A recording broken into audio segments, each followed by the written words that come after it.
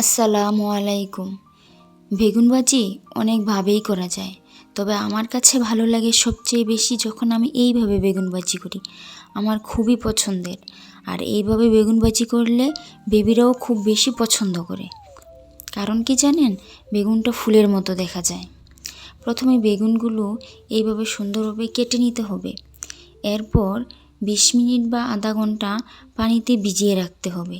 পানিতে ভিজিয়ে রাখার ফলে বেগুনগুলো ফুলের মতো ছিটে যাবে।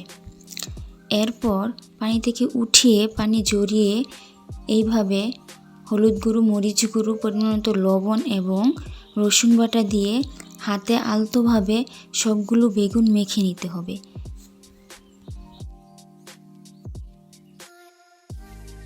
এইভাবে যখন মাখবেন কোনো পানি অ্যাড করবেন না, কারণ পানি অ্যাড করলে বেগুনের ভিতর সুন্দরভাবে মশলাগুলো যাবে না, পানি পানি হয়ে যাবে। আর আস্তে আস্তে সুন্দরভাবে হাতে এইভাবে যখন মেখে নেবেন তখন আর পানি অ্যাড করার প্রয়োজন নেই, একটু সময় নিয়ে মেখে নিলেই চলবে। আর খেয়াল রাখতে হবে বেগুনের পাপড়ির ভিতর যেন সুন্দরভাবে মশলাগুলো ঢুকে এবং আলতো করে মাখতে হবে, নয়তো বেগুনের পাপড়িগুলো, ফুলের পাপড়িগুলো ভেঙে যাবে।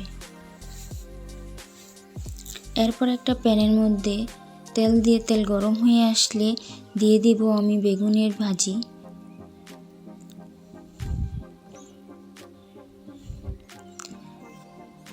এই সময় চুলার আঁচ লো মিডিয়ামে রাখলেই চলবে।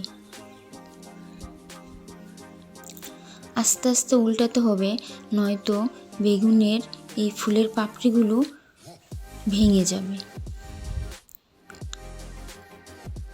আর যদি মনে হয় আপনার বেগুনের ভেতরে একটু কাঁচা কাঁচা ভাব, তখন একটু চেপে চেপে বেগুনের ভাজিগুলো করে নিলেই চলবে। অতিরিক্ত চাপও দেওয়া যাবে না, বেশি চাপ দিলে আবার ভেঙে যাবে।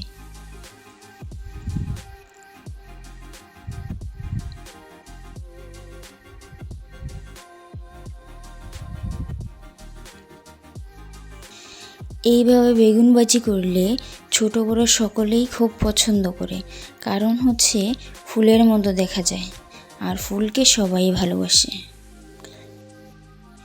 এইখানে 2-3টা বিষয় খেয়াল রাখতে হবে।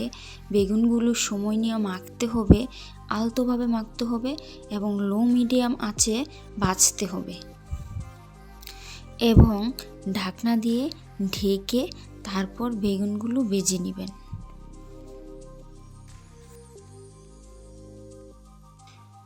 হয়ে গেল আমার বেগুন ফুলের ভাজি। ধন্যবাদ সবাইকে।